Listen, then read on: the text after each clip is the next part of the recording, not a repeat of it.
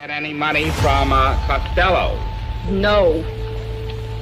And did you ever get any money from Myalansky? I never got money from any of those fellas. None of those None fellas? of those fellas. None of these them that I've been reading about, or none that I knew. They never gave me anything. None of the Shetties? No. You I think- don't even speak to the... I mean, I met that Charlie once or twice. I don't even talk to him. You don't like him? I was conscious of the fact that he had a reputation for being an outstanding bookmaker. You ever hear him referred to as the Prime Minister of the Underworld? That term I did not. You're also known as Duck Perella. I refuse to answer on the grounds of negligent. You got any business? I refuse to answer on the grounds of attempted criminal. You have any profession? I refuse to answer on the grounds of negligent. You have any occupation? I refuse to answer on the grounds of negligent. Are you a known racketeer?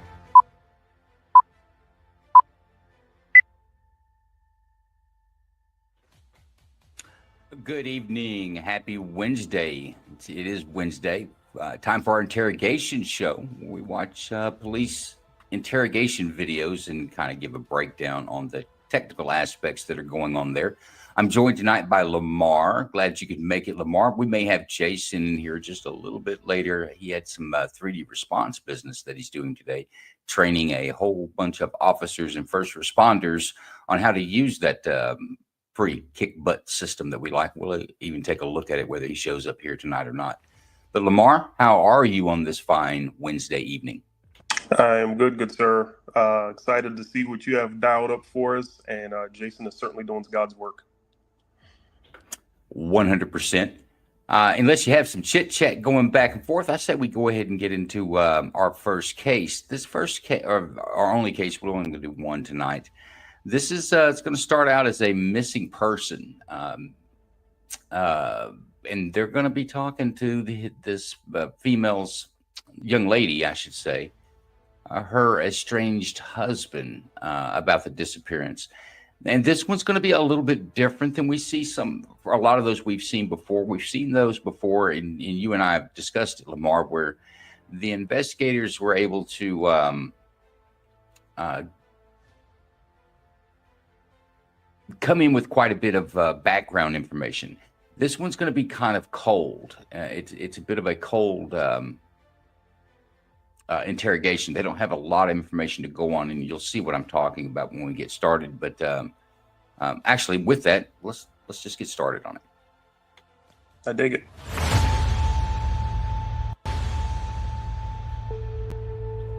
This is 22-year-old Gabe Clevenger, and she's missing at the time. Hi, this is Lisa. I'm calling. I live at 122nd Street, and I would like to make a police report. Okay, what's going on? I have a young lady who's living here with me. She's been here for about, I'm going to say about a month and a half. Her husband got very violent with her, and she has a bunch of police reports there in Mansfield that she's filed. She also filed for an annulment. She's waiting for paperwork to come here to this address. Anyway, Alex ended up, her soon-to-be ex-husband ended up finding out where we lived at, and he come over all psycho and banged on the door. She ended up leaving with him, and she texted my son, who is out of state, and said, hey, I'm with Alex. She became psycho, and she was like, why didn't you call the police? But anyway, nobody can find her. She didn't show up for work. She didn't call off. That's so out of her character. Been hoping I can file a report. How you doing, man? Good. Sorry to keep you waiting. Oh, you're fine. Officer Turner. Look, What's your name? Alec. Alec. Yep. This is Deputy Needy. So, here, I brought this. Okay, thank you. So, we want to find her. Okay? So, I need your help, and I need to know what you know, okay? So, just kind of give me like start from the beginning, tell me a little bit about yourself, and then your relationship with your wife. Well, I'm more of like, I don't know, like describe like what I do or anything? Yeah, tell me what you do, tell me where you're from, I mean, give me the whole spiel. Usually, I'm always at work, basically 24/7. Okay. Weekends, usually I'm out I do anything, it'll be with my friends, or I'll go out with like my mom or dad or something. I'll drink usually. From right here in Mansfield, where I've basically been most of my life. Okay. Yeah, and what else? I mean, I love sports. Well, where'd you go to high school? At Crestview. Okay. And what year did you graduate there? 2017. Okay. All right. So, how did you meet your wife? I started working at Walmart. Okay. In 2016. Okay. So just real quick, Joe, if I can jump gotcha. in, because this And then when did is you guys get married? a cold interview. So for everybody listening, it's important to note that this baselining phase is really, really important. So not only are they asking him a bunch of questions that they can go back and verify themselves, but you get to observe the subject in a conversation where there's no real threat at all. How do they position themselves? What's their speech pattern? How do they react? As you'll probably see later as this thing progresses, is their physiology already betraying them? Are they showing signs of deception? Typically, when you're asking someone harmless questions, they're pretty chill about it. But when the stress gets applied, it starts to shift pretty quick. Yeah, right. And I think we talk about this almost every week. This initial part of an interrogation is super important that you as the interrogator, you're picking up on the clues. You're teaching yourself how this guy talks, essentially, or we'll call it giving it a baseline. But these are right. These are non-threatening questions. Like, hey, where'd you go to high school and all this other stuff? It's chit-chat and small talk, really. But these investigators should be doing a lot of observing at this point to do exactly what Lamar's talking about, to get a kind of a baseline. When the questions get more difficult, how's that reaction going to be? I think I was just about to stop it and get our initial impressions, and I've gotten yours. I think that you're already seeing some nervousness with him. He's not sure how to answer. He was asked, tell me about your wife a little bit, your relationship with your wife, or it gets to more specifically, how did you meet? But the initial question was, tell me about you and your wife. And he goes on to, well, I work, I go out with my parents. And he takes a lot of the safe answers. But he knows, and they know at this point in the game, that he was the last one seen with her prior to her going missing. She's missing at this point. They don't know where she's at. So this is part of that investigation. So I think you've got some of that emotional and physiological response happening right at the beginning of this. Wouldn't you say, Lamar? Yeah, I agree. When you start tripping up over your words in response to pretty simple questions, that's a pretty good indicator. It would be an indicator to me that I'm in for a long conversation trying to navigate why the hell you're not disclosing some pretty simple information. The technique that I use is teaching you how to talk. We sit down and I start out with the soft questions like this, essentially trying to establish a baseline, which would be almost in every interrogation that I ever did, that I thought I knew what I was doing. But when I get these answers, I ask a question and I get a bunch of things that are around it, but it's not even near the question at all. Then I'm going to start getting more simple with it. But I'm going to try to teach you how to talk, teach you to get comfortable, because we're not going to get anywhere if I ask about your relationship with your wife and you tell me how you like to go out every now and then and drink with your parents. We're just never going to get anywhere. But I've heard it called before, and I call it, we're going to teach them how to talk in the beginning. Or it could be teach you how to listen. That may be a more appropriate way to phrase that. All right, let's get back and see how this thing lines out. We got married in August of last year. Okay, all right. No kids, anything like that? Yeah, we've tried, but we've had no luck. Okay, all right. Okay, so our main goal here is she's missing. We want to know where she is. Yeah. So you understand you're here voluntarily, right? Yeah. Okay. And I am going to read you your Miranda warning. It's just something that we have to do. Okay. And I'm going to this will be what I'm reading you here at the top. Okay. Okay. and I'm sure you've seen it on TV. Right, It just yeah. says that I understand that I have the right to remain silent. Anything that I say can and will be used against me in a court of law. You understand that the right, the right to be the presence of an attorney when being questioned, and you understand if you cannot afford an attorney, one will be appointed to you by a court. You understand that anytime during questioning, you can stop and remain silent and ask for an attorney to represent you before any further statements. Do you understand that? Yeah. Okay, all right. Now that you understand that, do you wish to talk to us in general? Yeah. Okay, all right. So tell me where you guys were living. We were living in Trailer Park Okay, out in, it's a Greenwich address, okay. but it's not really Greenwich. It's like 5 minutes from the Crestview schools. Clayburg Road Trailer Park? Yeah, Clayburg Road, Okay. yeah. Yeah, we were living there we started in one trailer and then moved into another trailer that was bigger for us. Okay. And then how long did you stay there?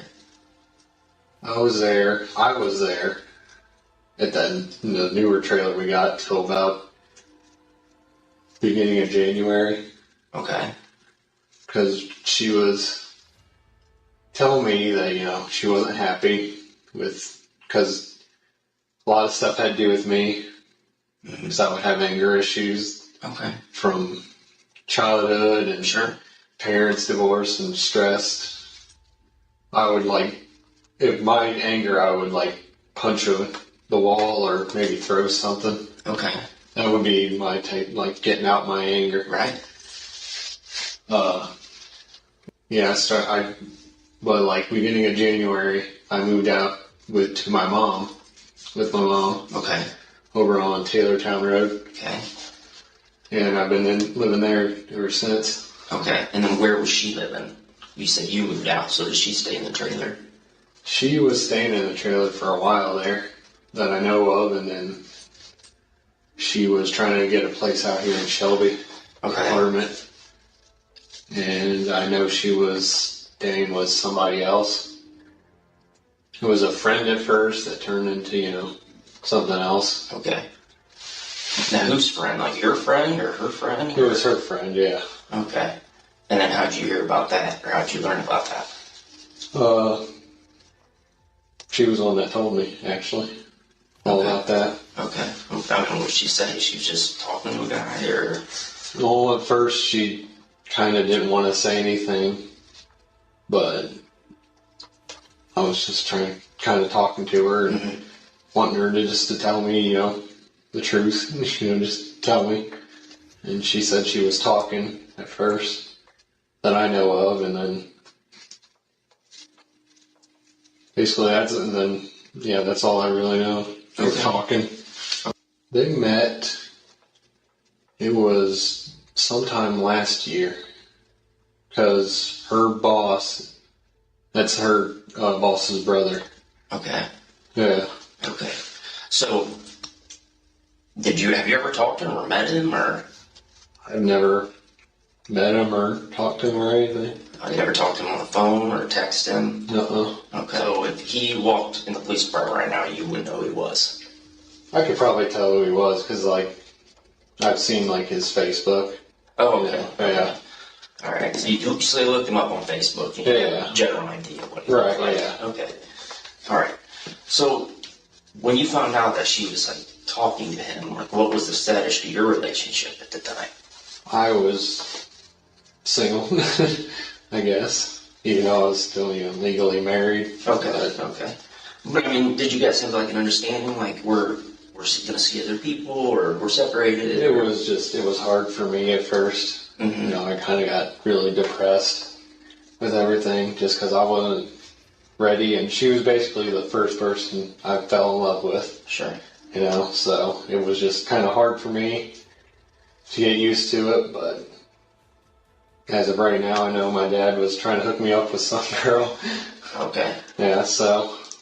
So this was last month that all this happened? Last month, coming into beginning of this month. Okay, all right. Yeah. Okay, all right. Okay, so give me an approximate date when you think she moved over here. I want to say like by that, like around the end of January. Okay, all I right. can think of it. Yeah, because what happened was she was staying there, but she wasn't there the one night, and someone broke into the trailer. The trailer where? Your original trailer that you guys were living at? Second trailer we got. Okay. Someone, I guess, ended up breaking in and didn't take anything, but they did break a lot of stuff. Huh. And I knew they decided they wanted to take a pee on the floors, I guess, from what I was told. And she had the Richland cops come there, tell her that she probably shouldn't be staying there. You know, probably stay with a friend or her sister or something. So she told you, like she called you and tell you that, hey, the trailer's broken into, or? I found out about it because our landlord called me and said the door was open. And so he was wondering how to get a hold of her. I just told him to call her work boss. And I messaged her and asked her what was going on and told me all that. Okay, all right. So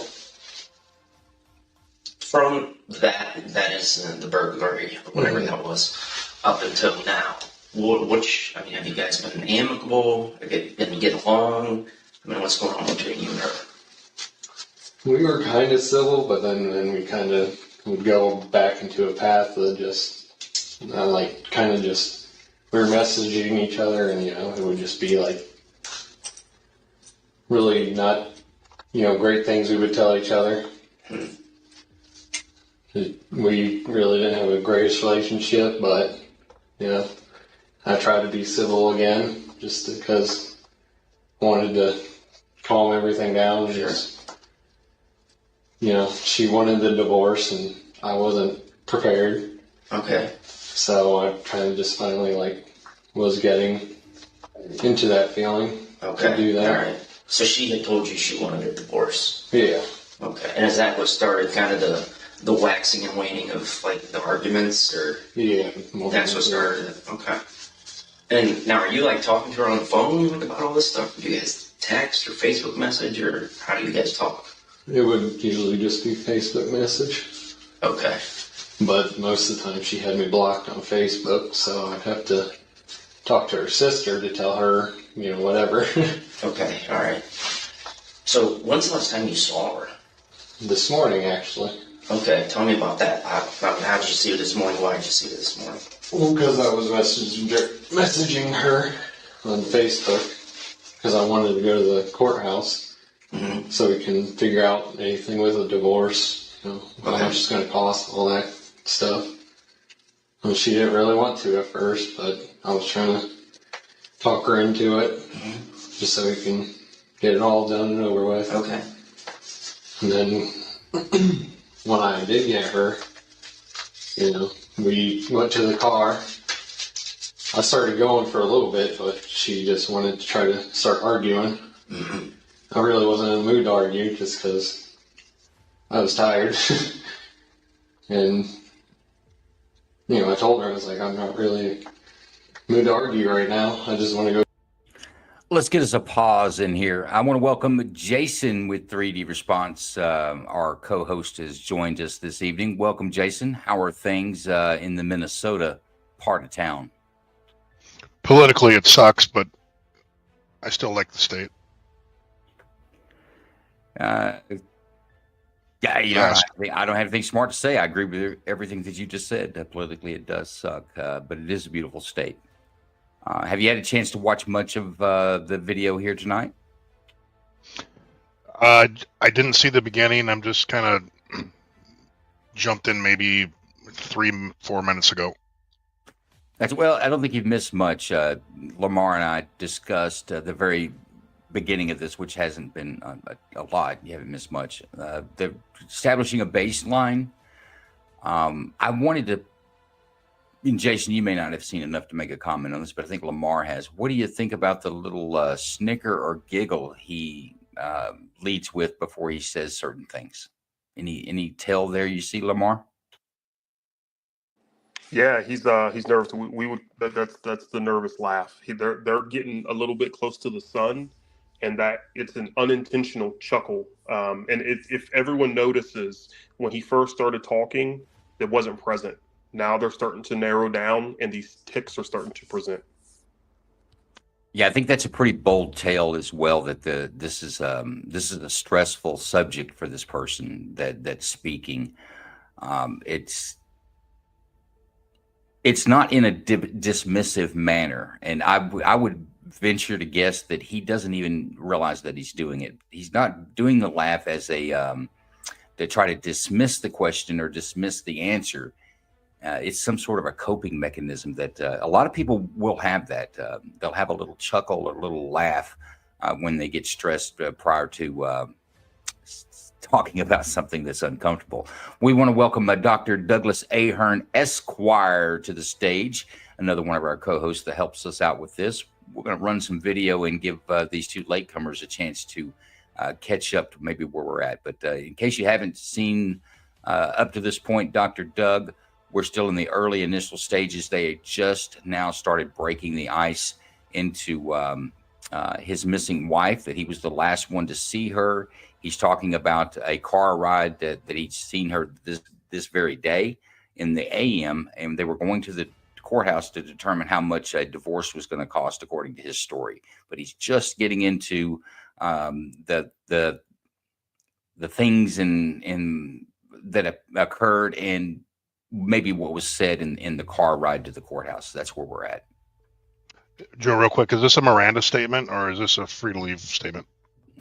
Free to leave, but Miranda. Okay. It's a missing person. He knew when he walked in that he was the last person to see them. There was a 911 call that indicated that. And he is now getting into the details of the last time that he saw his estranged wife. Gotcha.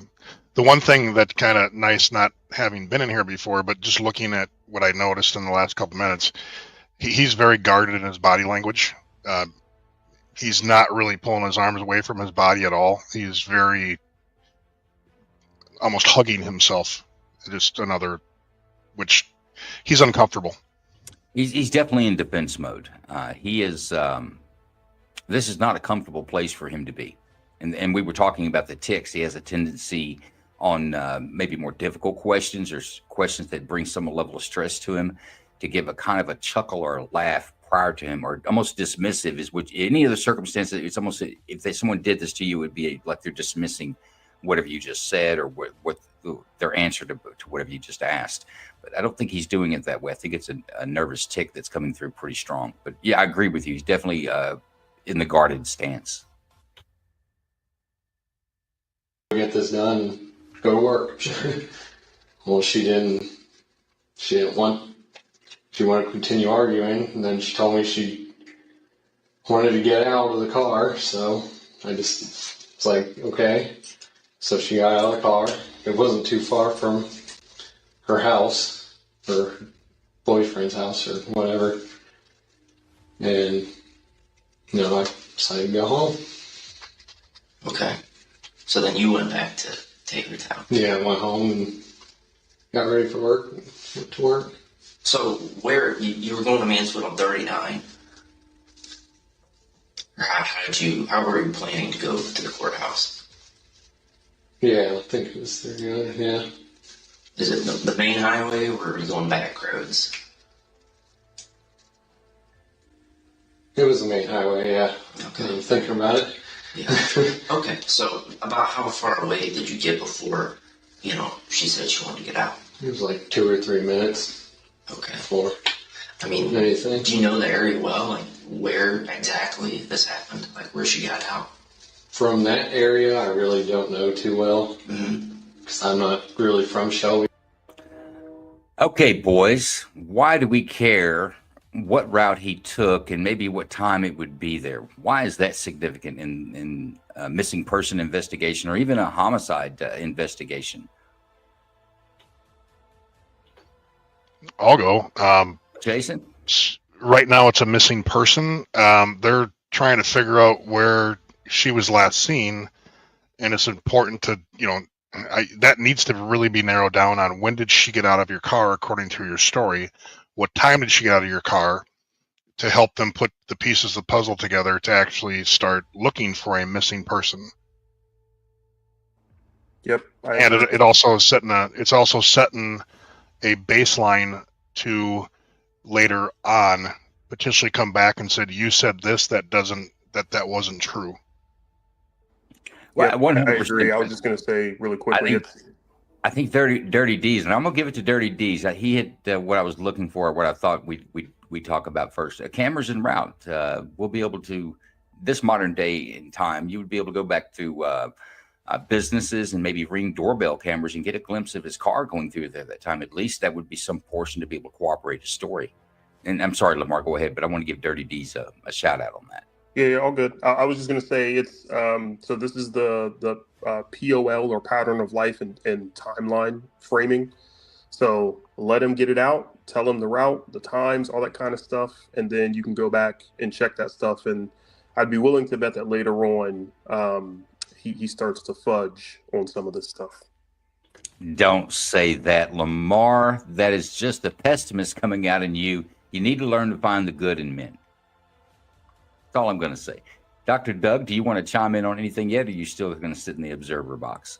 Well, no, I because my first thought was cameras, but it's I think it's a little bit of all of the above, because now you're going to have the comparative value of his timeline, in this day and age, depending on his vehicle, they can triangulate his cell phone movements, to be able to find all of it. But I think Jason had mentioned early first. It's still a missing persons issue right now. So the first and foremost, they're talking to that guy to try to find out, to be able to pinpoint her, to see if you can find her. And then hopefully she's still obviously healthy. No, 100%. And I wasn't discounting what Jason is 100% correct on what he's saying, but it's real important that when you're an interrogator, you're sitting across trying to get information for someone, that you're an active participant and an active listener. We have a tendency as humans to we listen to what we're saying, and then we're thinking about what we're going to say while someone else is speaking. But to be a good interrogator, you've kind of got to do both. And I think that he laced those questions in there very well. And more than likely, he put this guy to either tell us a lie for a story or give up some of the truth is what I think. But I thought that was a good tactic by the interrogator. So I don't know too much. Okay. You know where? So if you're going in 39 to Mansfield, right? Yeah. And then you make a right, you go Lexington Spring Mill to go like towards Meyer and stuff. Yeah. Okay. Was it before that? It was, way before that. Way before that. Okay. Yeah. So was it past Mill Irons? We weren't past there. It was. I just picked her up from her house where she was at, and we started going. It wasn't really that long before she told me that. Okay. And where'd you pick her up at? Over on 2nd Street. Okay. And that's where she's like staying. Who lives there? I know that. I don't really know. I think it might be CJ's mom and stepdad. Okay. I think. Okay. And I think it might be CJ, but I know he wasn't in Ohio. He's not in Ohio right now. I think that's who's living there. Okay. But I mean, how'd you find out where they lived? I made the stupid post on Facebook about her. It was just really just me just downplaying her. I was just being dumb. Yeah. Okay, real quick. If you're the investigator sitting at this table today, you're looking for a missing person. How long would you have to sit in this interview, Jason or Lamar, any of you guys? We can go around the table. How long would you have to sit in this interview to really believe that you're not looking at a missing person any longer? Jason? He's digging a hole on motive for himself here. I'm kind of with you on that thought, where my brain's going to start looking towards, all right, there's more to this. Like I said, he's got all the motive in the world, and he's spilling it out. I agree. I would say the first 15, 20 mics, he started talking about the troubles in the relationships, all that kind of stuff. I'd start shifting my focus pretty early. Dr. Doug, would there be a point that your antenna would be up? Well, the fact that they were driving to go get like a divorce, you On the know, way to the courthouse yeah, to get a on the divorce. way to the courthouse, and she gets so pissed off at him that, you know, she demands that he stop the car and you know, let her out, you know, and then now he's, you know, looks like he's got itchy psoriasis or something. He's got like he got total ants in his pants, you know. Yeah, that's got red flags. Well, hang on. Let me check my notes. Yeah, he's the only one on the suspicious person list at this point.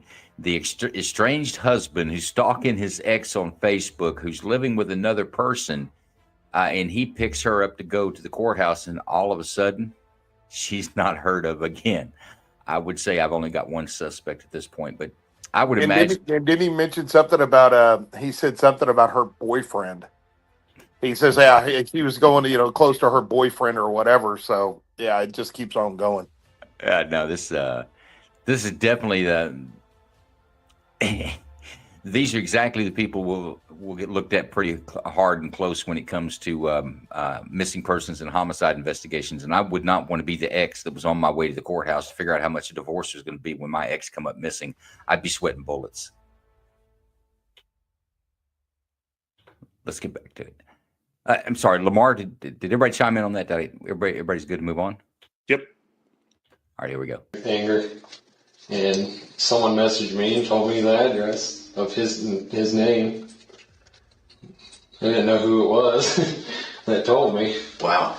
So you were just asking like for information about her, like, or him, or both? Post was really just about her. Like, what would you say? Just like trash? Pretty much, yeah. I was just being stupid. It went in my head. I get angry. Okay. And if I want to say something, it gets in my head and I'll just come out with it. Okay. And when was that post today or? That was posted a week or two ago. Okay. So you knew, last week or whatever that he lived over here, she was staying with him. Yeah. Okay. All right. So you find that out, then what do? I didn't do anything after that. After I found out, I just kind of just blew on by it to try not to worry about it. I think I had to go to work then, right after, so. Okay, all right. So when you picked her up today, right, well, about what time was that? I'm going to say like 10:30, maybe 11. Okay. And how did, why didn't you just go to the courthouse by herself? Why didn't she just go by herself? Why did you guys have to go together? She doesn't have a car. I'm the only one with the car. When we were together, we had just the one car. Mm-hmm. And I ended up actually getting into an accident over here by Taco Bell and everything. Oh, yeah? Yeah, I rear-ended somebody and just got a rental car. Oh, wow, okay. When did that happen? I think it was a week ago. Oh, okay. What were you doing over here? I went to go get gas. And came out of there and hit the back of somebody. Okay. So when you were talking to her, when did the conversation start? Was it this morning about this whole courthouse thing, or when did you guys it was this morning. About the time? I woke up about 10 o'clock. Started Messenger a little bit after. Okay, so you started Messenger this morning about 10. Yeah. On Facebook. Yeah. Okay. Just tell me how the conversation. Before that gets too deep, I want to go to Rude's comment here. The constant grin on his face makes me uncomfortable. I'm going to go back again, and you guys give me your opinion around the table. I think that, again, is a nervous tick that he's not. I don't know if that's something intentional that he's doing. I think that inside of his head, pipes are starting to burst. But what do you think, Lamar? The little smirk on his face when he's answering questions. Yeah, I agree. I mean, we have the benefit of watching the video now, but you can pay attention to his body language, his physiology. It's escalating discomfort. First, it started with the crossed arms, and then he shifted to the unintentional chuckle. Now he's scratching himself. Now he has a shit-eating grin on his face. Apologize for the language there, Joe. But yeah, you can just basically watch him falling apart.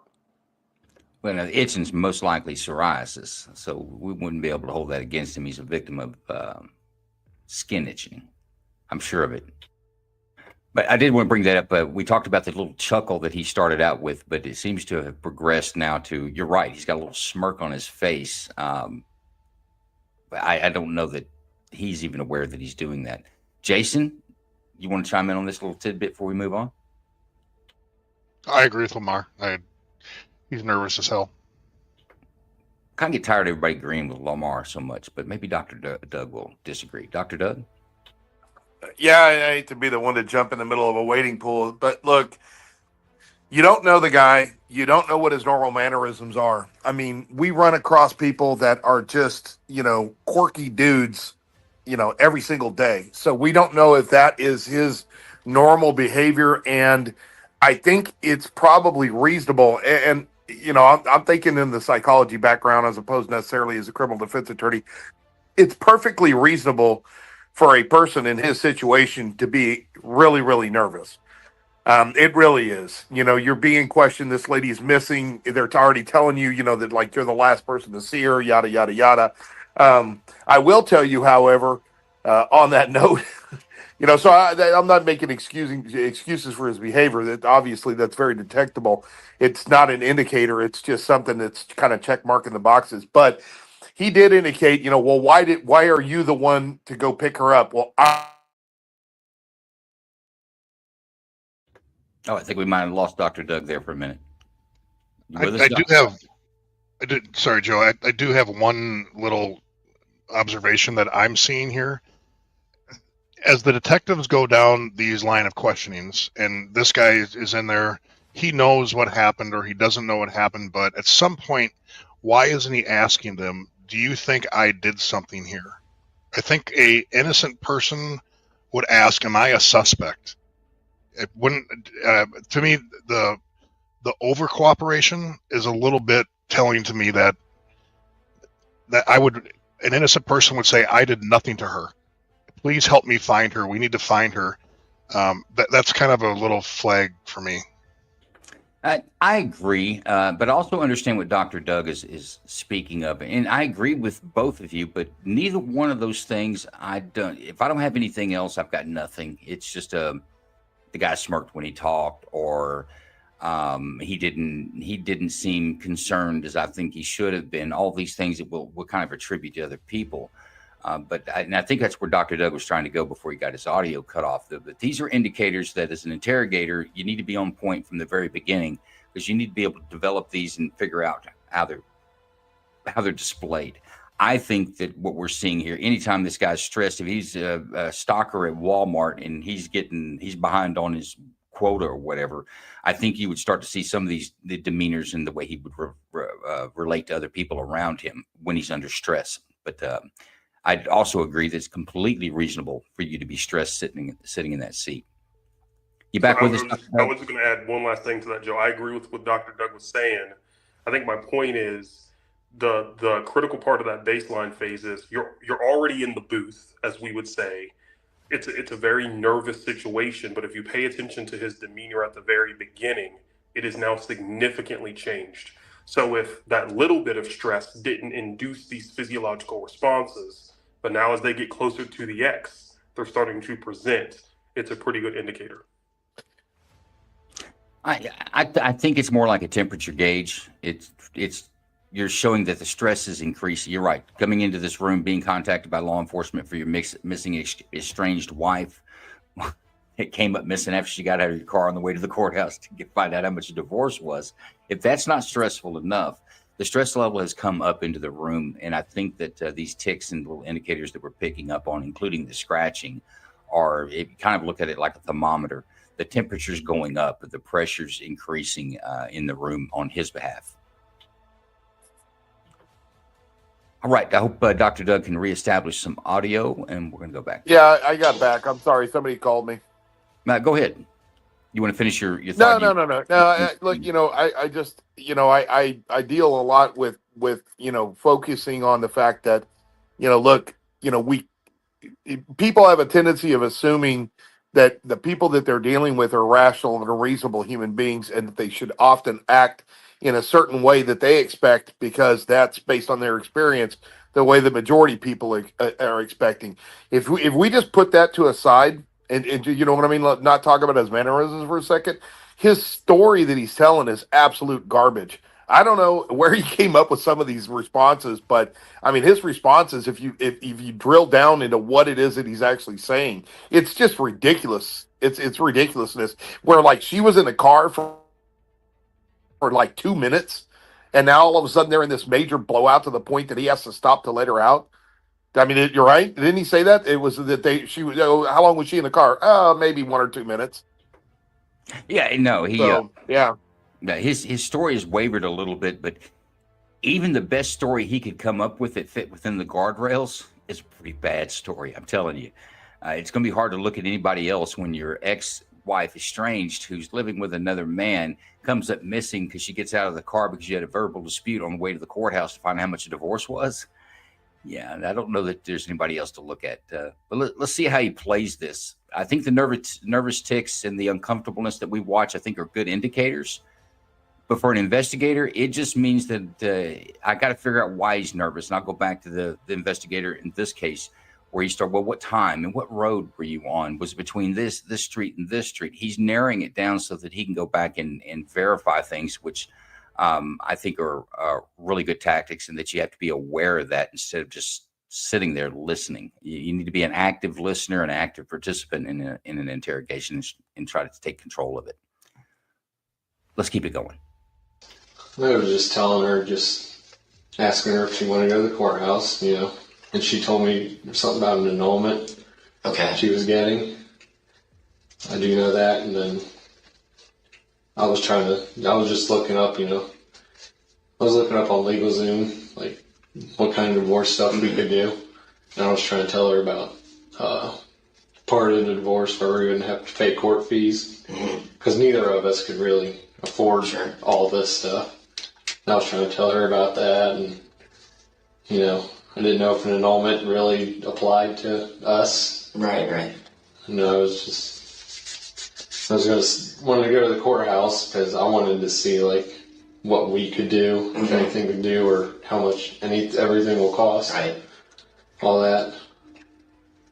And she was just trying to tell me she didn't want to do it right now. But I wanted to do it just because it'll help me clear my mind a little bit better. Right. So I'm not dealing with anything with her, and just trying to move on. So you kind of changed your mindset. Like now she's kind of dragging her feet, and you want to get it done. Yeah. When before she wanted to get it done right away, and you did. Right. Yeah. Okay. Now when did that change your heart happen? I kind of was thinking about it all weekend long. Just trying to thinking of it, and I was like, well, I might as well do it. I'd message her till Monday because courthouse wasn't open. Sure. Till then, so I decided to message her as soon as I got up. Okay, so you picked her up. What time did you say? I'm sorry. What time did you say this It was morning? like in the 10:30 to 11 area. Okay. From her house on 2nd Street. Yeah. Was he there? This CJ guy, was he there? No, because I know he's not in Ohio right now. Yeah. Does he work somewhere else, or? I guess his work made him travel. Last I know, he was in Virginia. Okay. She told me that for some reason. I don't really know why she told me that. So who else was there when you picked her up? I guess there was someone named Lisa there. I don't know who that is or anything. How'd you see Lisa? No, I don't know how she got my number, but she was texting me, asking me what was going on. Honestly, I have no idea how she got my number. I don't know. What'd she say? She's how'd the conversation start? I think she said, it's Lisa, and then asked me, asked me,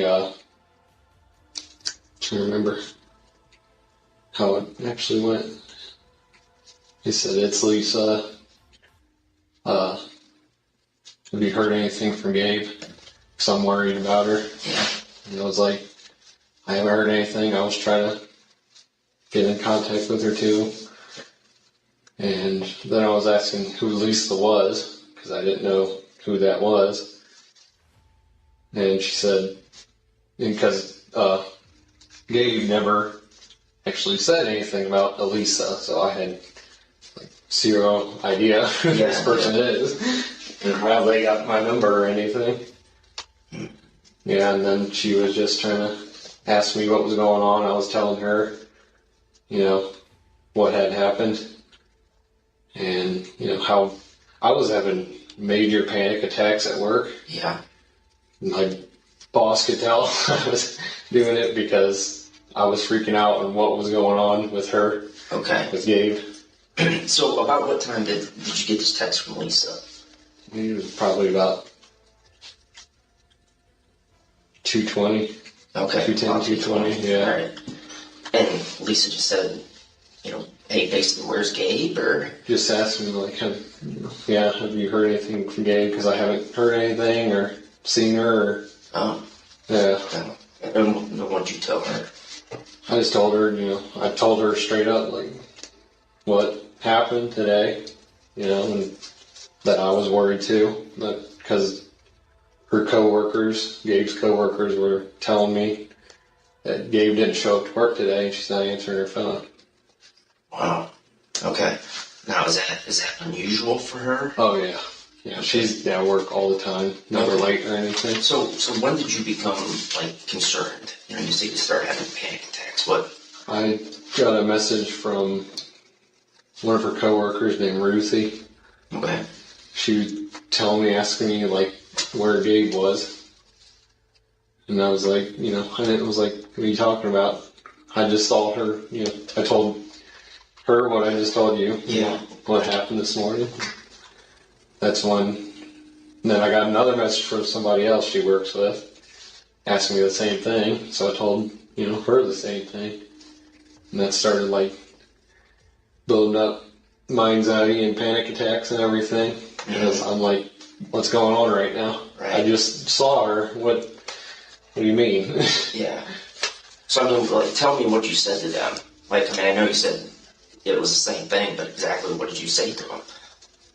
It's like I haven't heard from her, and I saw her this morning, and that I wanted to go to the courthouse with her to do some divorce stuff, and she didn't want to at first, but I kind of was making her come along, and she wanted to get in an argument with me, so she wanted out of the car. And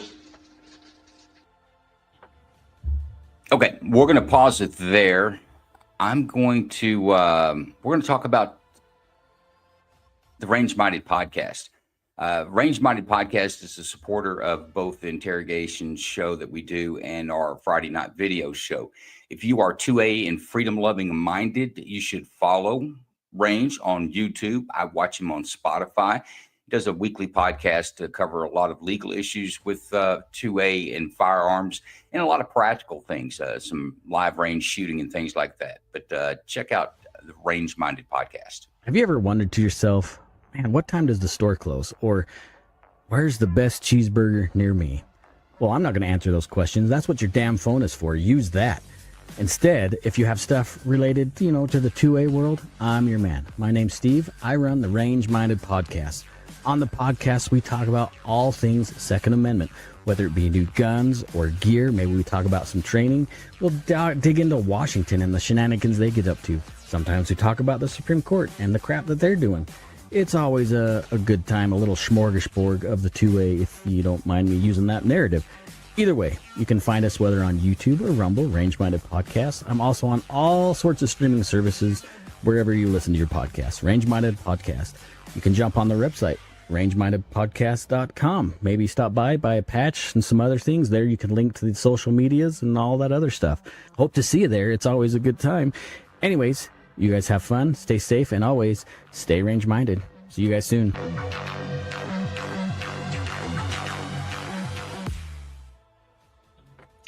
There you go, folks. That's the Range Minded podcast. It's available anywhere that you get podcasts, but anywhere you see it, give them a subscribe and a follow. It really does help out with these small creators putting their time and effort in to produce the type of content for you. but definitely support our friend Range Minded. Okay, investigators, professionals at the table. How long do you let this guy go before you make a turn and tighten the track that you're going to run on? Because he's running through the game here. And I've got some questions here on the side that I thought we'd bring up and go with as well. In fact, let's do that first. Jennifer says, how do they know about another man but not Lisa?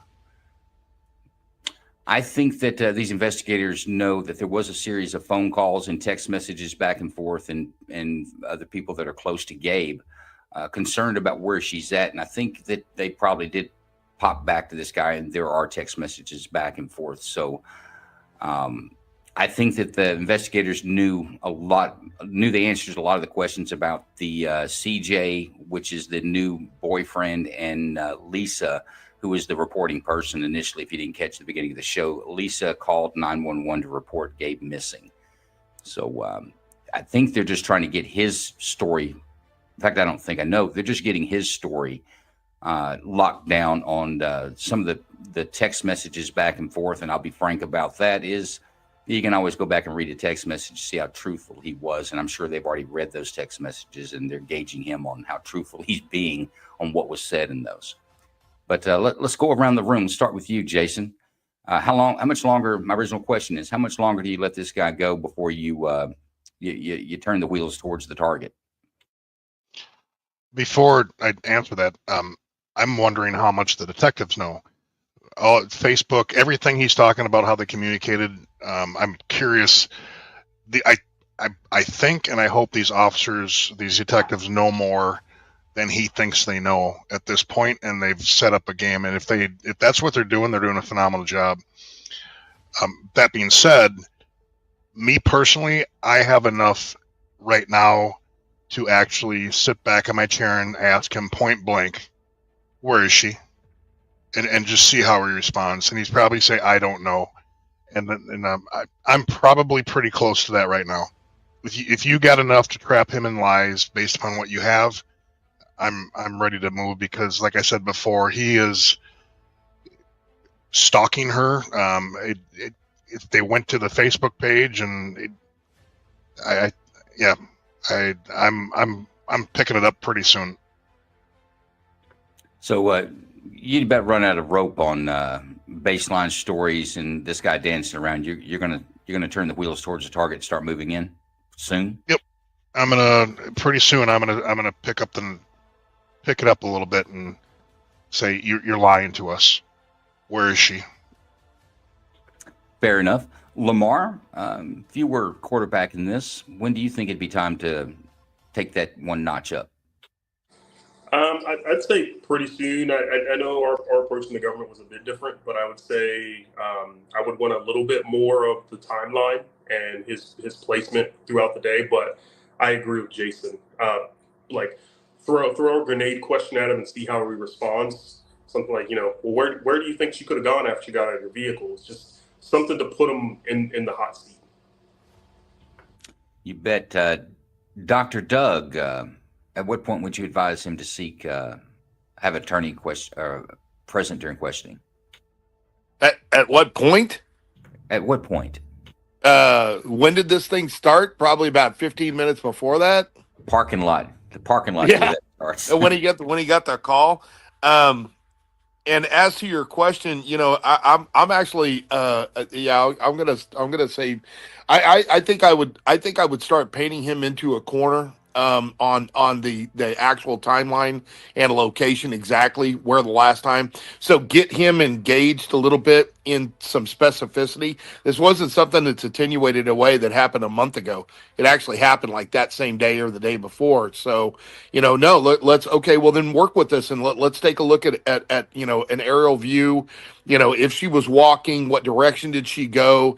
Let's start looking, like in circles around and start, looking at where the perimeter, where do you think she might have been able to go, to really kind of start getting down the detail, and then probably throw in, well, wait a minute, you said that it was 1 or 2 minutes here. So how fast were you traveling? So you only could have been at this point, but and start then kind of doing a little bit more what Jay's referring to, and being able to kind of paint him into a corner and then just hit him with your story doesn't make sense. Your story doesn't make any sense. So So you let him spool out a little more line. yeah, I'd paint him into the corner with some real specifics. Yeah, but the problem, again, this is a missing person right now. So law enforcement needs information from him right now. Where exactly did you drop her off? Which way did she walk? I mean, if it's a missing person, and that's why I'm wondering, do they know more than they're leading on? Yeah, it leads you to believe they've already found a body or something, man. Well, I'm not gonna spoil it for you, but that is not the case. Her status is truly missing now. I think as a seasoned or halfway seasoned investigator, after talking to this guy for 5 minutes, I would believe that she's probably not alive. But I think Jason's saying that he would turn towards the target and begin closing the circle. And what you're saying, Dr. Doug, is that you would still play, hey, she's missing, help us find her. So where's the last time so we can start a good search and look in these areas? So you would play that game just a little. Well, it's a dual. No, it's a dual purpose. It's a dual purpose because you might. I mean, where do you think that exactly was the last time you saw her? You still have to try to find out and locate. Maybe either he beat her up, or I mean, it could have been something about he's just a strange guy and she fell off and hit herself, or she got hit by a car or whatever. Actually getting that level of specificity to where you're going to pin down exactly, how far she could have gone, what amount of time, what are the most likely places, on and on and on. And at the same time, you're also pinning the guy down if he did do something wrong. You know what? I like both those tactics. I think both of them could be fruitful in this type of situation. I like both of them, but I think that we're going to drop the ratchet down one more notch here pretty quick. Let's see what these investigators do. I stopped the car. She went out. I drove off. Okay, so you're driving towards Mansfield on 39. Yeah. Okay. And you come off of Taylortown and you turn left to go towards Mansfield. I turn, the left turn down towards Taylortown, that whole road. Okay. So you're on Taylortown, you're heading which direction? Turn left. Yeah. Heading south. Yeah, Mansfield. south, yeah. Okay.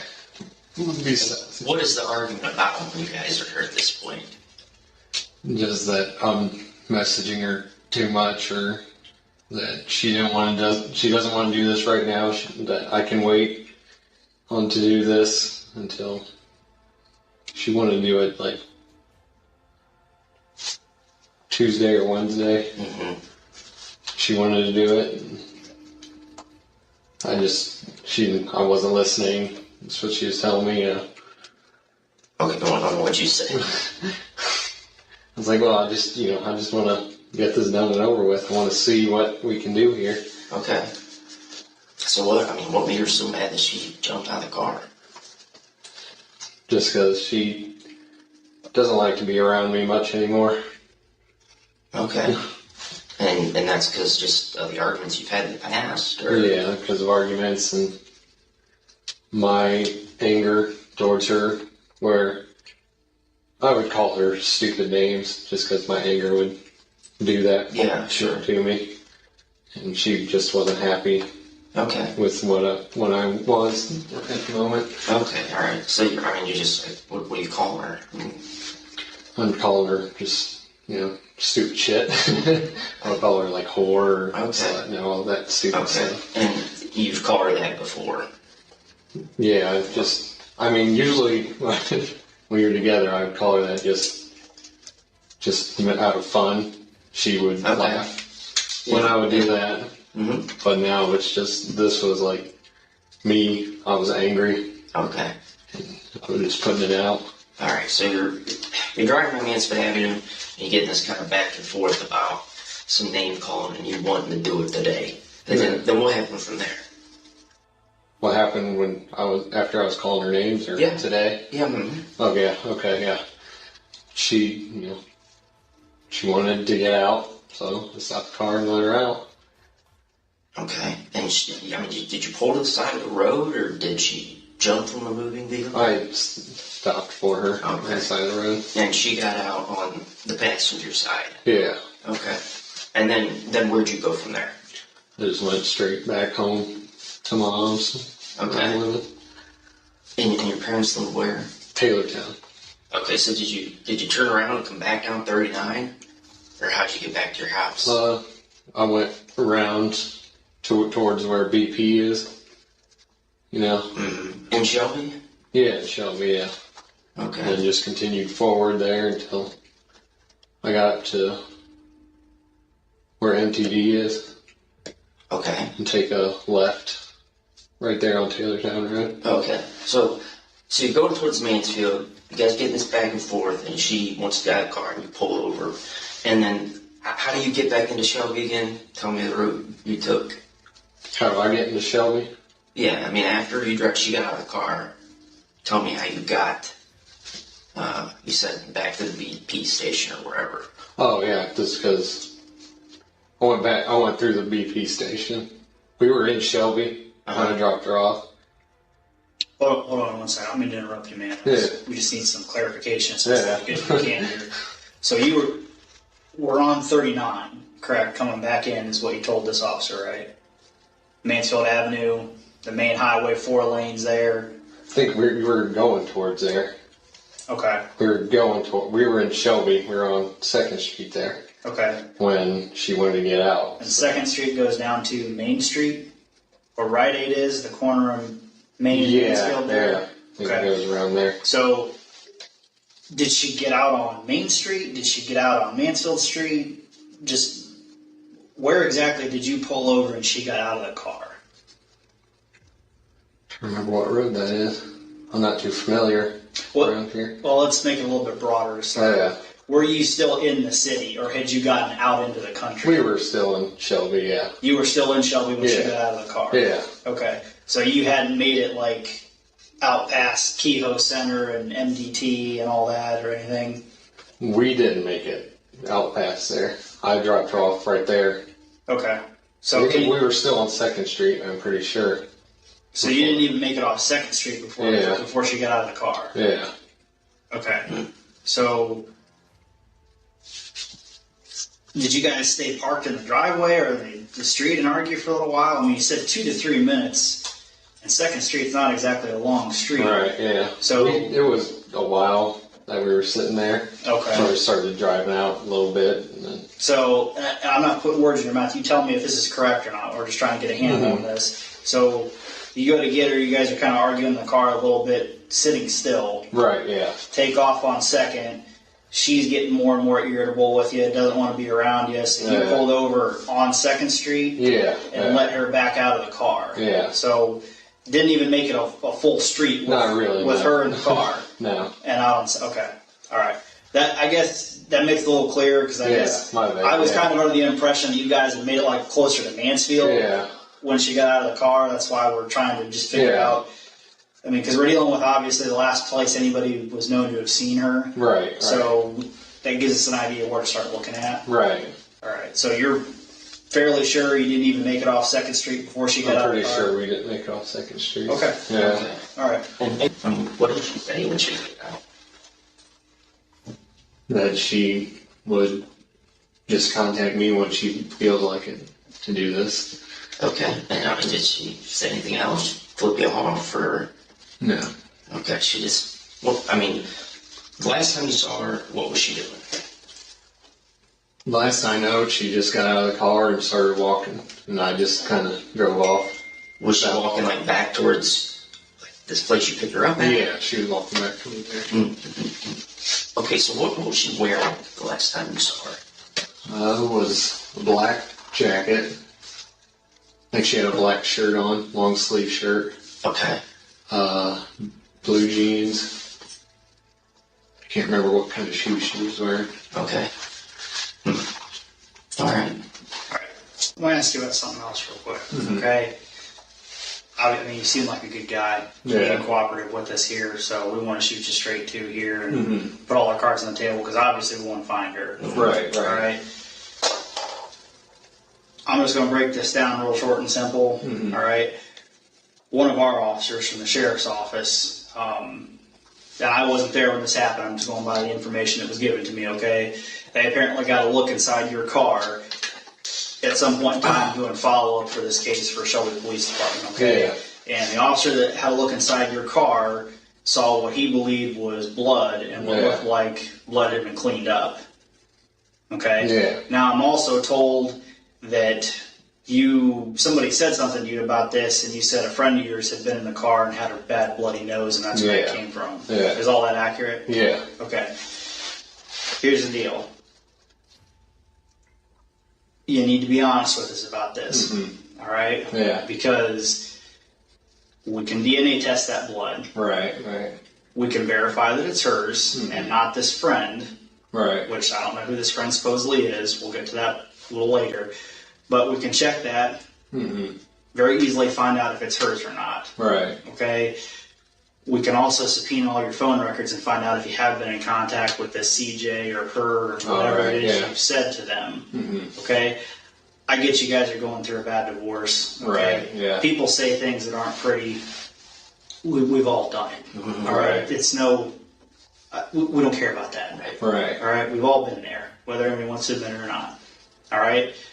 The point I'm getting at here is all this stuff here, if you're lying about it, it's extremely easy for us to prove that you're lying about it. Because we can test DNA, because we can subpoena phone records and verify all this. All right? They also did a ping on her cell phone, and it pinged off a cell tower not too far from where you work at. Oh, really? So here's the deal. So you drain her off in the field, you get back in your car, and you sit and you're thinking about it. Then what do you do? Officer Turner, could I talk to you for 1 second? Thank you.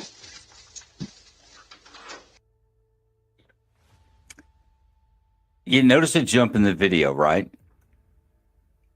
The officer was summoned out of the interrogation room because the video and the audio feed failed.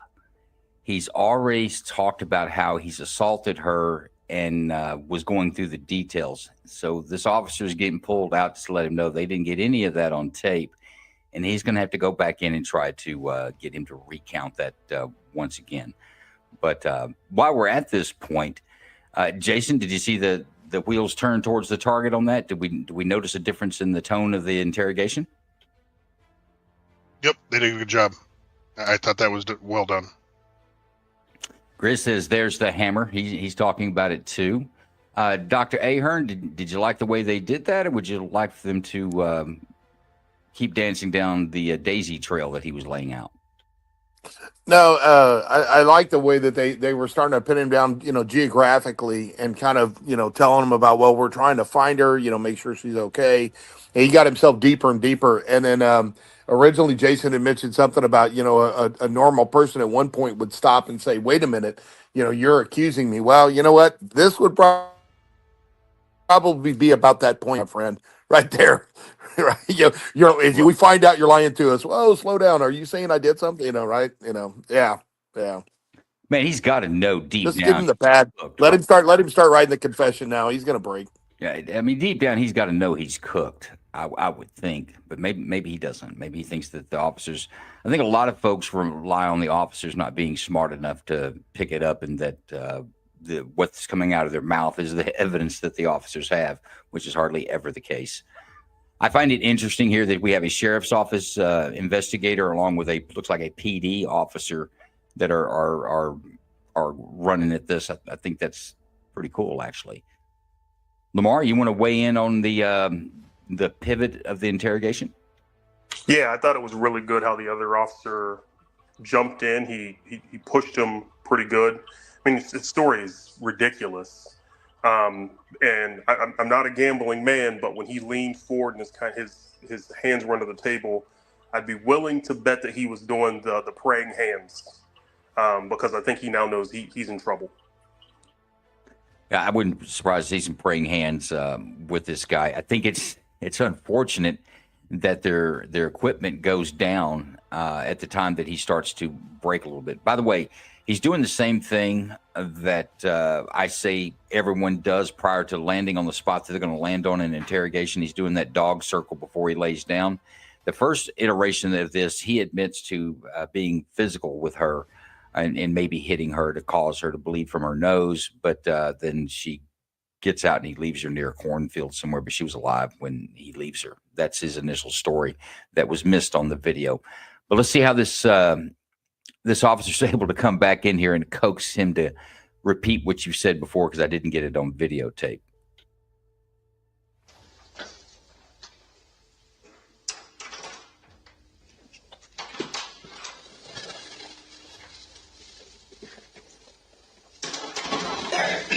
So I want to back up because I'm still a little confused about what happened. So you go to her house this morning and you pick her up. Right. For the purpose of? Courthouse. Okay. So you pick her up from 2nd Street. You go down 2nd Street. What direction do you turn? Take that. I'm going down 2nd Street, take that left. Okay. Go down towards a stop sign. Okay. Take another left, and then it's basically we're just going straight towards where the main road and everything is, like Taco Bell, Wendy's. Okay. Going down there, going the turn lane right there towards where Taylortown is. Turn down Taylortown. All right. We got to the point, where I did hit her. Okay. And then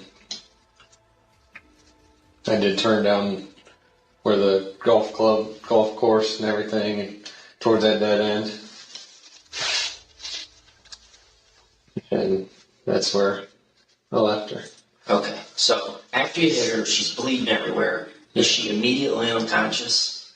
Yeah. Okay. Yeah. And then tell me again what you did. I'm just trying to understand the sequence of events here. Like where I hit her? Yeah. Went like that. Okay. Hit her. All right. She starts bleeding real bad. And that's the blood that's in your car right now. Right. It's not this other made-up friend that you said had a nosebleed. Okay. It's her blood. We got that. All right. So she's unconscious. What do? You go around the other side of the car? Yeah. Yeah. Then what happens? That's when I take her out to the cornfield. Okay. And then, so she's out in the cornfield. Is she on her stomach? Is she on her back? On her back, like Sunday. Okay, all right. And what do you do, to check for signs of life? Her pulse, and then try to check her breathing. Okay. But she wasn't breathing? It was kind of hard. Okay. Like, it was come out, but it was... Okay, is that like gurgling? Like blood coming out of her mouth, gurgling sound? Honestly, don't think there was any gurgling sound now. Okay. And you checked for her pulse where? Right here on her arm. Okay, all right. Okay, so then you kind of go back and you sit in your car. Mm-hmm. What do you do? What happens from there? I'm freaking out to myself. I don't know what, I know what I'm supposed to do, but I'm not doing what I'm supposed to do. So you leave. Yeah. And you leave her there. Yeah. And you go where? I went back to my house and grabbed my stuff for work. Okay. All right. So then so tell me what you did at that point. You started cleaning up? Yeah, and then trying to clean up. Okay. All right. And you cleaned up at your house? Yeah. Okay. So the stuff you cleaned up with, you said was water? Yeah. Okay. What was the Lysol there for? I was just trying to, that blood smell from her nose. I was just trying to sure. Get it out. So the stuff you cleaned up the blood with, where's that? Last I threw it away. Okay, at your house? Yeah. Okay. So, Alex, we come back here to the main point. I really don't want to, we need to help this girl. And you need to help us. Where did you leave her? I need to know the road and the street because I know you don't. This whole, I'm dumb, I don't know the streets. That's bull. You tell me what road you were on because we need to go find her right now. Right. It was that. What's that road called with the golf course? Laser. Laser. Yeah. Laser goes up to that dead end. Where it curves. Yeah, right, it curves to going, that dead if you're end. driving north. Yeah. And that's where that cornfield. Off on the left-hand side? Yeah. Okay. Are we past 96 at this point? Yes, that's between 96 and Bowman. Okay. All right, so somewhere between the golf course and 96. Or are you on the other side of 96? We're on the other side. Okay. It's a short stretch of laser that runs in. Okay, so and it's a dead end down there. Correct. If you're on Bowman here, laser just kind of takes a curve. Laser goes up from 96 here, takes a curve to the right and stops on Bowman right here. And there's a field right there. Okay, all right. And that's accurate, what you just kind of described. That's where so, the last saw her. So, can we borrow that pen again? Just kind of draw me a general map of where this is. Come down Taylor Town here. Mm-hmm.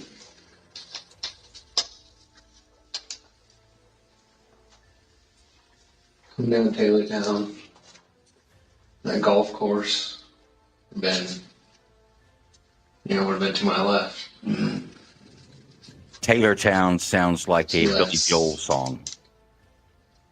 Laser. Mm-hmm. I didn't say spot. That's fine. And then that little curve. Can't remember. I think it's Allen. Which side that was on. Okay. Out there. Where were you at when you hit her and she went unconscious? We were about right here on Taylor Town. So you're on Taylor Town close to laser. Yeah, getting close. Okay, all right. So is this after the 96 runs like this? Yeah. Okay, all right. So that's 96 right there. So you come in, you leave your house, you come down. This is before this all happened. You leave your house and you come in to Shelby on 39. Yeah. All right. You pick her up. 2nd Street's over here. Yeah. You pick her up. You're driving down 39. Why'd you turn down Taylortown? Because I was gonna go down and get my stuff for work just in case. We were gonna be late when we were going to the courthouse. Okay. All right. So you're gonna stop at your house. Yeah. Okay. Did you stop at your house? After the fact that I dropped her off. Oh, but not before. Yeah. Okay. We didn't make it all the way down there. All right. So that's about where you hit her. So then you're driving down the street. You turn left on Laser. Is she unconscious at this point? Yeah. Okay. So then you're going down Laser and you cross 96, and now you're at the dead end of Laser. That's when you go around the passenger side and grab her. Yeah. And you said you pulled it out into the field, right? Right, yeah. Okay. Now, is that, I mean, you said some inconsistencies here, so. Yeah. Is that what happened? Yes, that's what happened. Okay. So give me a brief synopsis from the beginning to right where we are right now.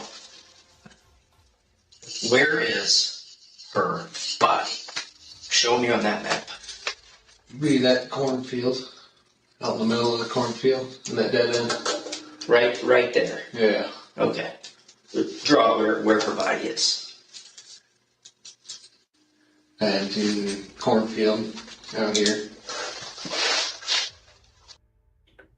Am I picking up that there's the police officer? Am I sensing a different tone in his questioning? Almost frustration. Anybody else picking that up? Yep, he called him out on the feigned ignorance, imbecile act, and now they're really pinning him down. I kind of get the sense that they're now shifting into the mindset that he killed her and he knows it. Well, he just asked straight up, where is her body? He didn't say, where can we find her? He asked, where is her body, past tense. Right. He is, but the tone of the uniformed officer there, the PD guy, has made a dramatic change. Has anybody else? Lamar says you noticed that. Doctor, do you notice it as well? Yeah, of course. It's just like, look, let's cut to the chase. You know, you've already admitted that basically you're the last person seen her. You left her dead gasping for breath out there in the middle of a cornfield how many hours ago. We don't have time to be playing around anymore. Just this is it. And once they made that leap where they said, let's find her body, and he's actually going to tell them exactly where the body was. I mean, you pretty much have confessed to the murder at that point. You're done. I mean, he already did confess to the murder, even though that, realistically, unless you've got some other kind of an interceding act by somebody else, he's going to be, he's already pretty much confessed. Okay. Jason, what's your assessment of that? Yeah, it kind of goes back to what I said. At some point, you just got to be blunt. Where's the body? And that was a great question.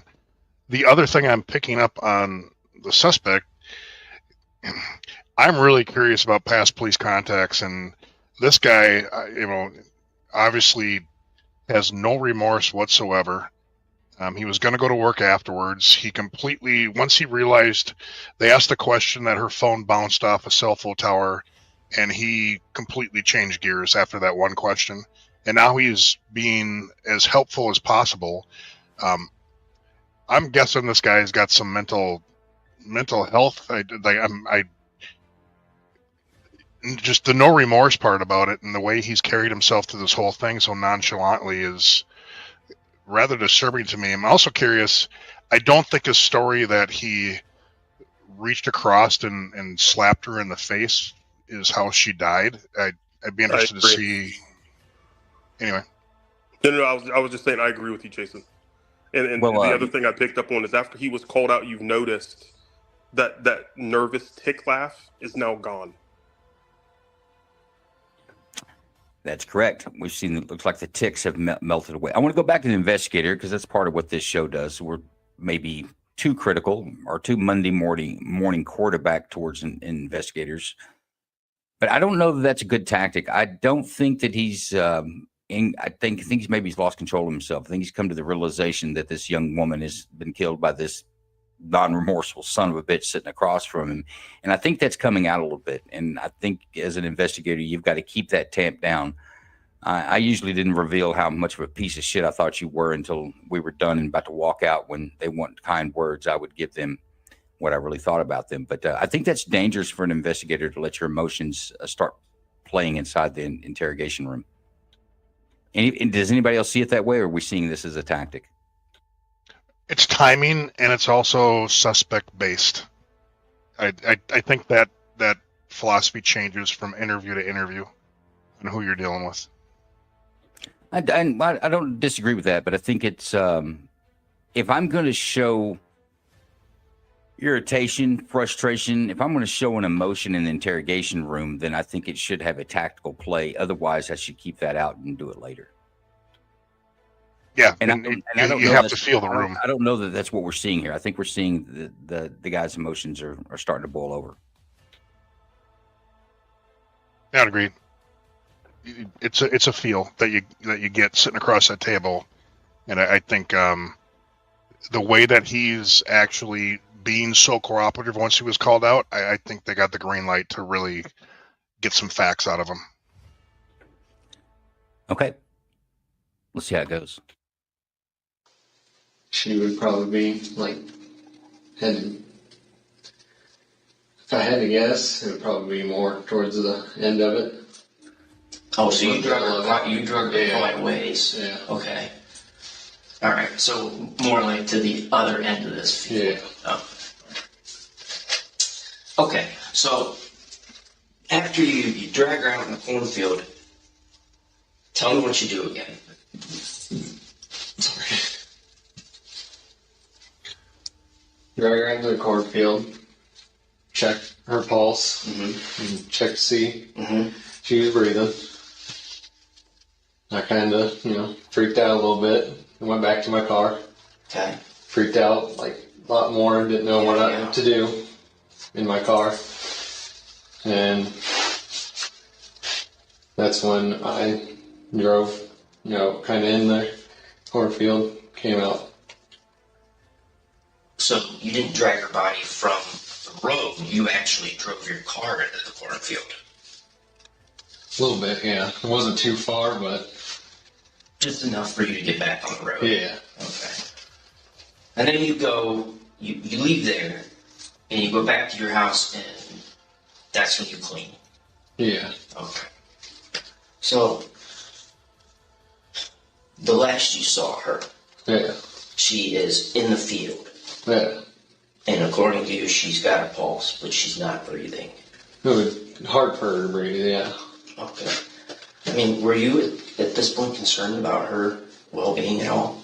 I really was, yeah. Okay, all right. So, did you try to give her CPR? I don't know CPR. Okay. Did you try any type of life-saving measures? I wasn't thinking at the time to do anything. And about what time did this happen? This was, like I said, 10:30 to 11. I picked her up. So, I was messenger for a little bit before. So, probably been like close to 12. Okay. Getting into 12, and then we got to her. Okay. So, about what time did you dump her body? It was about, I think it was about like 12:30. Okay, alright. And then you went back to your house and you cleaned up for a half hour. Yeah. Okay. And then you left for work. Yeah. You realize, while you're being a little more honest with you, this still doesn't make any sense. Yeah. Okay? You hit her. While it's not a good thing, Right. it's not the end of the world. Right. Okay? It would have been, I don't care if you know CPR or not. Right. I don't care if you have any first aid knowledge whatsoever. Right. You're not out in the no civilization. Right. You're mere minutes from Shelby, Shiloh, Right. places with people Yeah. that you can take her to get help. Right. You got phones you can call. Right. Yeah. At the very least, if you were that concerned about it, you could have at least called and then drove off after giving them a location. Yeah, I should have done that. I know I should have. Well, here's why I think you didn't. I think she was already dead when you pulled her out of that car and dumped her in the field. And you figured, I don't think anybody was at the house when I picked her up. Nobody probably saw me with her. If I just get rid of her, scrub the car down, there's not going to be enough people or enough information to say, yeah, I was with her this afternoon. You just figured you'd take your chances and hope nobody figured it out. She wasn't dead at all. She wasn't dead at all. But this is at 12:30. Right. And mind you, we're talking over a 12-hour time lapse here now when we're talking. Okay? Today it was rainy. It was cold. Right. It was foggy. So you're concerned about what's going to happen if people find out you hit her. Right, yeah. She's still alive. But yet you just dump her in a field in this cold weather where if she's unconscious, she's got more than a fair chance of freezing to death before anybody finds her. But your concern is you just don't want anybody to find out that you hit her. Yeah. This is where it makes no sense. It was just concerning me, just because hitting a woman, that was a big deal for me. But you see where I'm going with this. Yeah. It's more than just hitting. Right. Okay? I think you're smart enough to realize that, hey, I can get her help. I can take my take my hit for domestic violence if she files charges out of this. Yeah. Take my first degree misdemeanor and go home. No big deal. Right. All right? I don't think, as smart as you are, you'd go to that lengths to cover up a misdemeanor offensive violence. It doesn't make any sense. I wasn't thinking, honestly. She was dead when she came out of that car, wasn't she? Last I knew, she wasn't. She wasn't alive or she wasn't dead? She wasn't dead. But yet, in order to avoid possibly getting in trouble over a misdemeanor or domestic violence, you left her out in the cold in an area where a passerby is not likely to see her or find her. Yeah. Come on, man. you've been doing good opening up and being honest about what happened here. Okay, I like the deputies, investigators. I like his tactic and I like his tone. I'm going to go back and beat up on this police officer just a little bit more. Shaking his head in agreement. He's having an emotional response in this box, and I think that is a negative. I don't know that it's affecting this interview, but I think it's something that could affect some particular interviews. You guys want to push back on me on that? No, I think you're right. You got to maintain composure when you're sitting with the subject, and I don't know what's going on with him. Well, look, it's tough. I mean, the man kind of comes out, and you've got a young lady you're listening to this guy nonchalantly, pretty much disposed of her like trash, and he doesn't have a lot of remorse. I mean, I can get where emotions can come in, and they do come in for investigators and police officers. But as the professional, I believe, especially sitting in that box, if you've got to give yourself a minute to go out, grab a cigarette, get a cup of coffee, or use the bathroom, that's what you need to do rather than let your emotions run. In this type of situation, in my opinion, you want the interrogation target, the subject in there, you want their emotions to run out of control. But as the investigator or the interrogator, you've got to maintain composure. And we see a lot of good ones where the second guy, the B party in the room, they kind of sit there like they're just not interested. And when they chime in, they'll chime in with something smart, but they kind of give an uninterested demeanor about them in the room. And this officer here, I believe, is it doesn't sound like it's a very large town. They may not deal with this type of thing very often.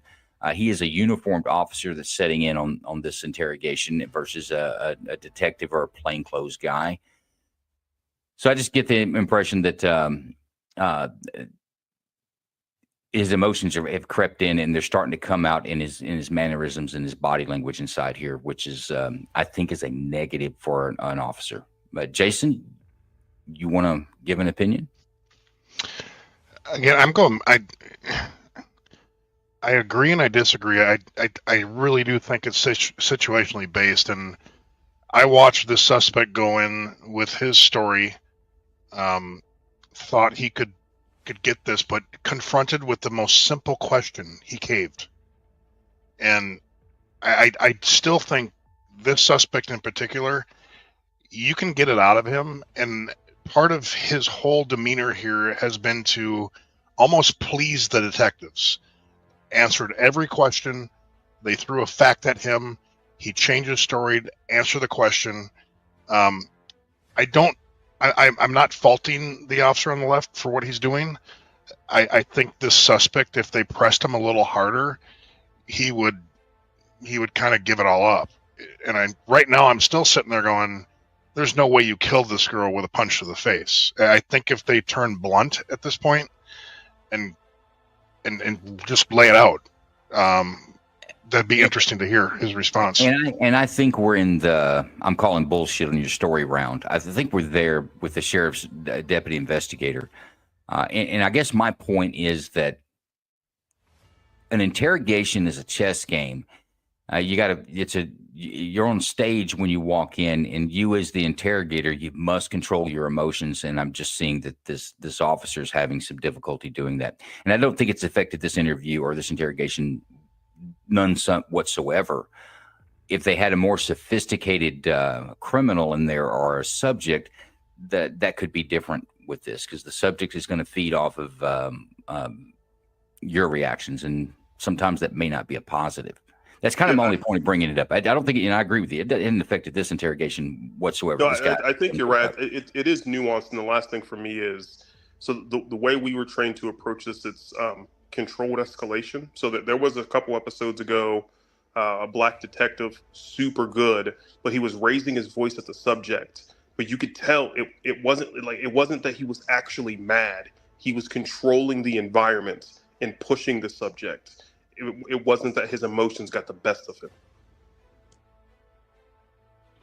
I agree with that. I think your emotions, it's not so much emotional as it's more of a ploy towards the suspect, where I'm picking up on this guy will tell me whatever he will tell me. And if I get mad at him, not emotionally, but just present, I'm upset with you, this guy is presented to me that he's going to fold. I don't disagree with that. But on the raising the voice, moving in closer, getting knee to knee with them, all these things we do to make them uncomfortable, they're not done because the investigator's angry. He's not yelling at him because he's angry. It's a tactic to bust the wall down that's preventing you getting to what you believe is the truth. I just say that as an interrogator, especially in some cases that you may sit in, you really got to steel yourself and keep your emotions in check and use your emotions to get what you need, but not to display your true feelings. Let's see where this turns. It's time to come full circle here and tell us the last of it. I don't think she was dead, at least to me. After kind of. Why don't you think she was dead? Because I was thinking she was breathing and had the pulse. Okay. Maybe she was that was probably like kind of the last of what was getting to her. Sure. So when you left at that point, you knew she was dead. I didn't think of it or anything like that. When did you realize she was dead? Like after the fact that I was trying to check her breathing. Mm-hmm. So, generally one punch will not knock somebody unconscious. Right. So, I need to know, was it one punch or was it several punches? It was a couple of them, yeah. How many, you think?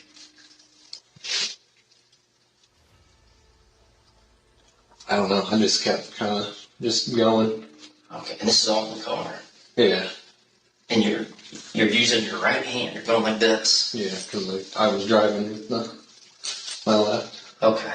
All right. So you hit her several times with your fists. Wait, it was your fists, right? Yeah. Okay. Did you hit her with anything else? A club or a bag? Or? I had nothing else in the car with me. Okay. All right. So you drive out into the field, and you said you're checking for her for breath.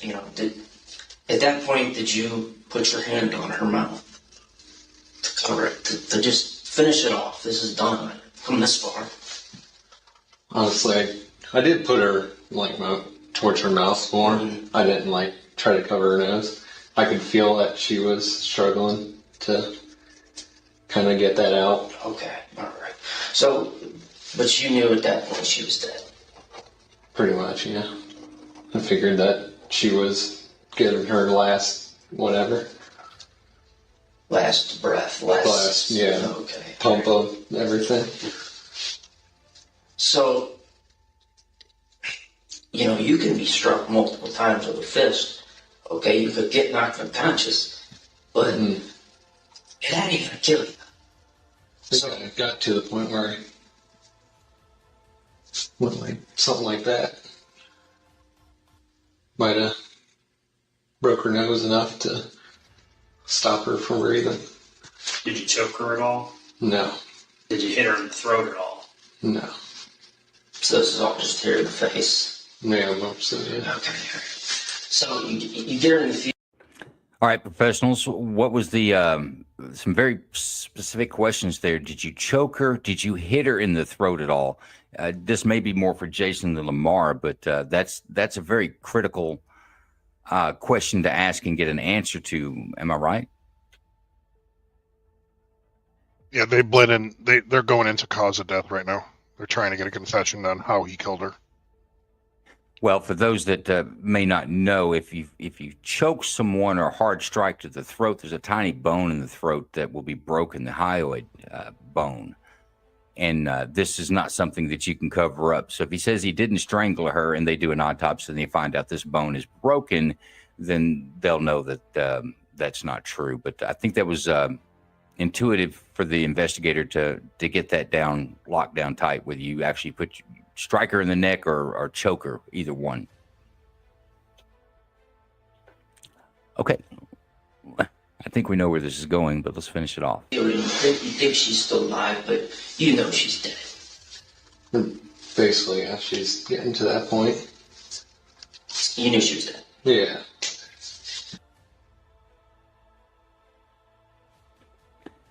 So he admits that he's dead. He agrees to take the investigators to where Alec led the officers to a remote cornfield off Laser Road between State Route 96 and Bowman Street. It was there, in the middle of the cornfield, that they discovered Gabe's lifeless body. However, the condition of her body told a far more gruesome story than the one Alec had initially provided. Gabe had been stabbed 14 times, making it clear that her death was not the result of a mere punch, as Alec had claimed earlier in the interrogation. Alec Blair was charged with the murder of Gabe Clevenger. He ended up pleading guilty to 14 charges, including aggravated murder, for the brutal slaying of his estranged wife. Alec pleaded guilty to all charges against him and was sentenced to 45 years to life in prison. There's the case. Any final thoughts on this one, guys? I'd say, well, let's go back and let's do it this way. Give me an overall on the interrogation and the interrogators. How would you rate them, Lamar? I think I'd give him a B. I think I'd probably give the detective a B plus. I was a little surprised that he didn't jump in a bit sooner, but I also understand this went from baseline and it escalated pretty quick into this is no longer missing person. This is not like, dude, you're almost certainly the killer. But yeah, I don't think they did terrible. Jason? They did fine. When you're looking, I'd really like to know the information they had before and then they're first off. If this is a missing person, I think their exigency on where did you drop her off? If they're, I mean, I'm going, we're going to send a helicopter up. We're going to put canines out. We're going to find this person. I think the calmness of it really makes me question the whole scenario, trying to find a missing person. And then when you started talking and you have more motive than you need to change it up real quick. And every time they change it up, he would give information. I was like, just come out and ask her. Sorry. You guys can't see this in our private chat, but I asked about a half hour ago, I would have asked how many times you stab her. There's no way in hell his story made sense that you drug somebody through a cornfield unconscious. They did a good job. I'm not faulting them. I was picking up on this guy is willing to talk. Pressure him and he'll talk. But the end result was the same. So they did a good job. You know what? I'm going to follow Lamar. I'm going to give him a B. I think they did a pretty good job. I think with a more sophisticated subject, either they would have to change their tactics or they could have had some troubles or gone on for hours. I think they could have ratcheted it down a little sooner. And Jason, as far as what they knew, I know they know about the 911 calls. I know they know about friends of the missing persons, text messages with the suspect. And I do believe they knew the incident that he spoke of where a trailer got broke into and somebody peed on the clothes. It was him. And I believe they knew that he was a suspect in that. I'm kind of under the impression that these officers or investigators knew that the young lady most likely wasn't still alive. And just one thing here, Joe. I don't know if there was a very small nuance I picked up on after the subject said that he repeatedly punched her in the face. He slipped his right hand back up under his armpit, and I was actually surprised they didn't even ask to look at his hands. And for anyone who's ever been in a physical altercation, if you're doing work to someone's face, you're going to have marks on your hands, and that would have been just an easy check, but maybe they just didn't need to because they saw the story falling apart. Yeah, I mean, it was cold too. They had gloves on. Yeah, but you're right. If you go to work and start piecing up somebody's face, male or female, your hand's gonna be able to. You're gonna leave some evidence behind. But I think overall, an interesting interrogation. One, we had two agencies working together, and I thought they actually did pretty good. And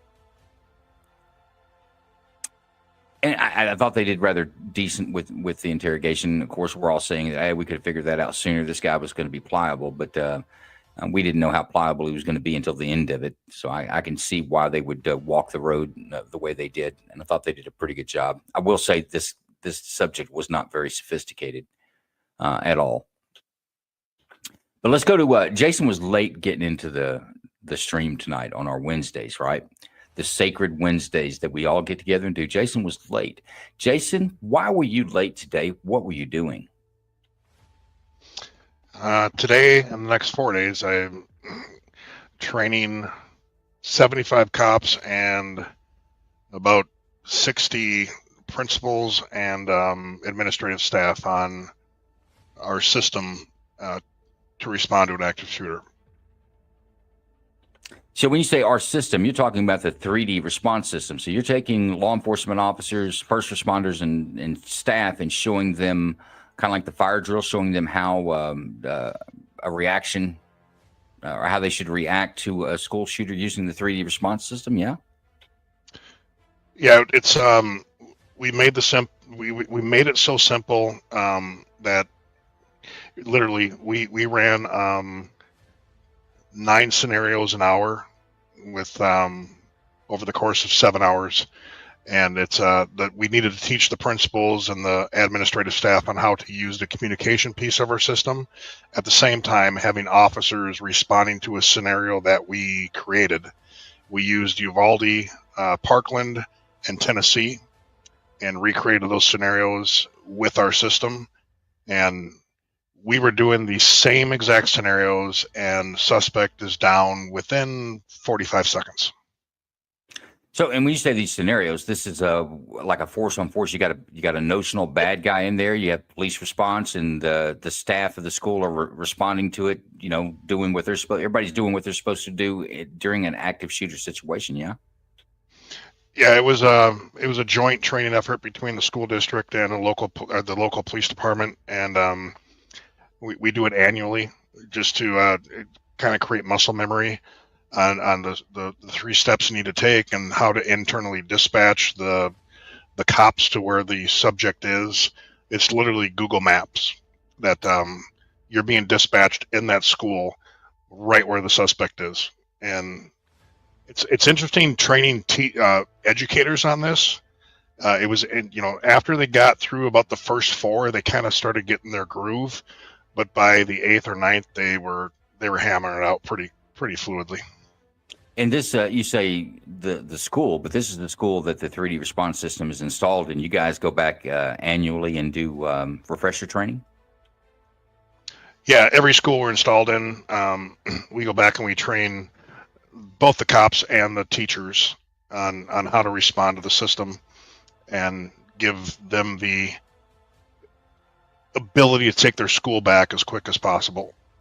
And it's working out really good. It's impressive to see. We actually had drones flying behind the cops as they were coming in, so you can hear all the stimuli, and the cops run down the hallway that he's being directed where to go.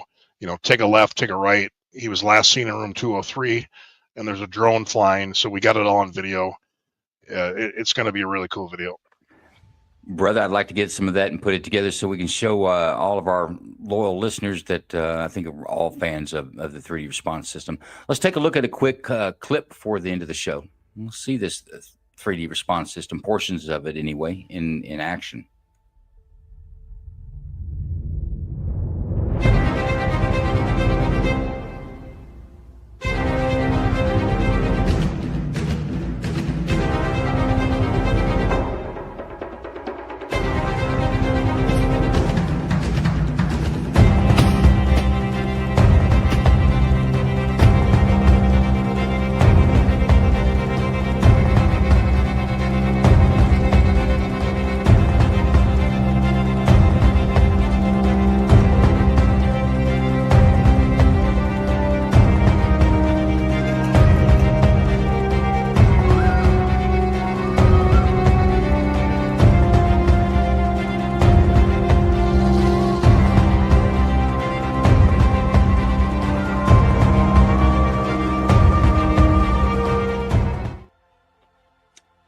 Now, folks, you saw some video clips of there in some other training and demonstrations they did with the 3D response system. Hopefully, we'll have some good video of this latest training process with some drones going behind the trainees and actors. Should be very, very interesting. But guys, we're the back end of our show. That's going to be it for us tonight. Catch us on Friday. We've got a little special show. We've got the round table with a few ladies that are very popular on X that host a space called the Round Table. Carmen, Sally, and the cast that they'll have. They'll be our grand jury on Friday. So that's going to be a great show. But check out the little promo for that before we go. You ever get any money from Costello? No. And did you ever get any money from Maya Lansky? I never got money from any of those fellas. None of those fellas. None of the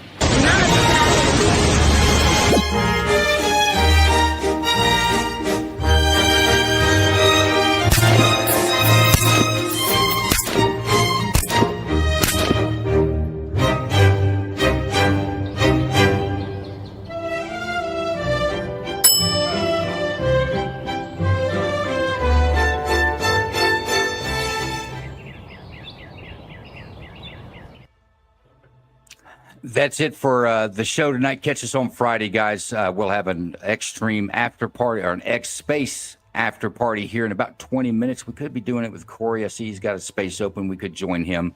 But catch up with us. Catch us in the after party. And we could talk about tonight's interrogation or anything else that you'd like. Thanks, folks, for your time tonight. Jason, Lamar, and Dr. Doug, if you're listening, I'm going to give a shout out to you too, my friend. Thanks, folks. Get any money from Costello? No. And did you ever get any money from Maya Lansky? I never got money from